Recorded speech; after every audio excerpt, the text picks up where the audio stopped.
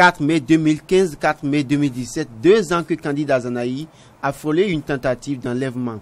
Une situation qui n'a pas été facile à gérer pour les Béninois et surtout les Cotonois. Edgar Soupon, directeur de cabinet du président Boni Yayi, s'en souvient. Il faut remercier le Seigneur parce que on était à l'époque à 2 doigts d'un clash pour le Bénin. C'était dur, on a vécu des heures chaudes. Et heureusement, le Seigneur a calmé donc les passions, surtout des jeunes qui s'étaient déchaînés et qui brisaient tout, qui cassaient avec des briques les pare-brises des véhicules et tout ça. Moi-même, je tentais de quitter le palais pour rentrer assez tôt, mais j'ai eu chaud. Et pour s'en souvenir, le parti Restaurer l'espoir de Candide Azanahi a organisé ce 4 mai une marche de souvenirs. Pour Edgar Soupon, c'est bien de s'en souvenir, mais il reste néanmoins confus, car Candide Azanahi a su profiter de cette situation qui a permis en partie l'avènement au pouvoir de Patrice Talon. Candide Azanahi devrait, selon lui, profiter de cette marche pour lever un coin de voile sur sa démission du gouvernement de Patrice Talon.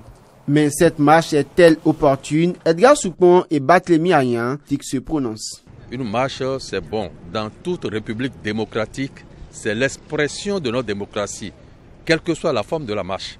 Ça peut être une marche de protestation, ça peut être une marche de soutien.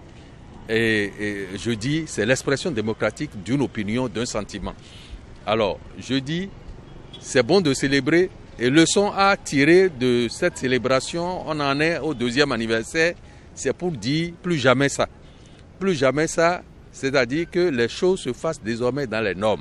Si on doit arrêter quelqu'un, que ça soit sur décision de justice et que ça se fasse donc dans le respect des règles de l'art.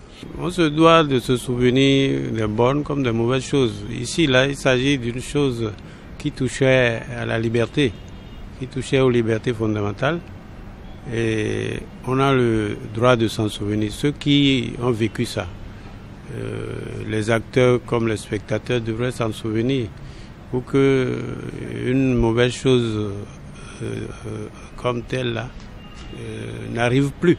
Il y a 1 an, Candide Azanahi, fraîchement nommé ministre délégué à la Défense, n'avait organisé aucune activité pour se souvenir de cette situation. Tenant compte du contexte dans lequel cette marche de souvenirs est organisée aujourd'hui, l'on se demande si ce n'est pas une stratégie de reconquête de l'électorat. Barthélemy Ayan, président du Parti du Progrès et de la Démocratie PPD, pense que seul Candide Azanahi devra nous expliquer ce choix. Je crois qu'il est le seul à expliquer cela.